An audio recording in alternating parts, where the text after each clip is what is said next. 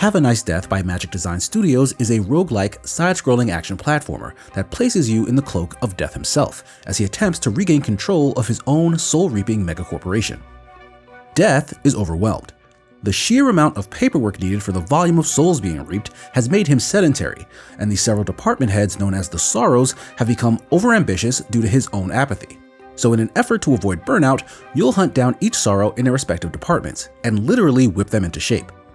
The mashup of bureaucracy and the supernatural is a familiar and well-liked trapping. The macabre characters you meet are reminiscent of those in a Tim Burton movie, often having glowing positive personalities while speaking about troubling or horrific topics. But the majority of conversations you'll hear are mundane office jargon, with Halloween buzzwords thrown into the mix. I rarely fully understood what any two characters were talking about, and found every attempted joke to be a mile-wide miss. The spooky designs and incredible animations actually compensate for a lot of the lacking personality of characters and enemies. The Sorrow boss encounters in particular showcase fantastic set pieces that display how deranged your situation is, but the primarily monochrome color palette diminishes their impact slightly.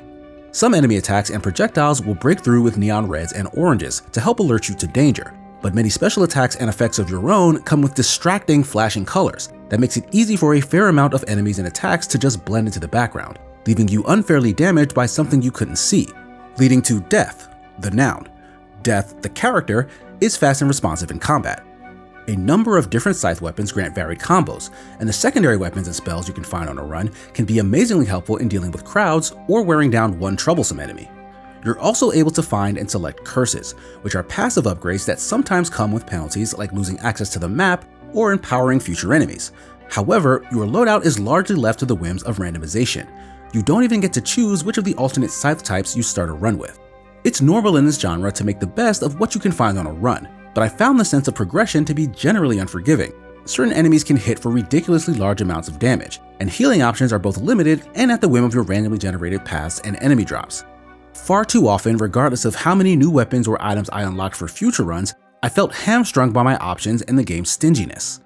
The fights with Sorrows are fun encounters that require a bit of study to get through, but the path back to many of them is a long and boring trudge, as basic enemies are overused and not as entertaining. Have a Nice Death overall ends up feeling like a promising game with a number of caveats. A great premise with a lacking plot, an amazing art style but a limited color palette, cool combat and upgrade options, but boring enemy encounters and overly difficult progression. In its roughly 15-hour runtime, it can't seem to avoid tripping over its own cloak. However, it is stuffed with additional content and meant for replayability, so with patience and mastery, there's a chance others may have a nicer time with Death than I did. The game is out March 22nd for $24.99 on PC and Nintendo Switch.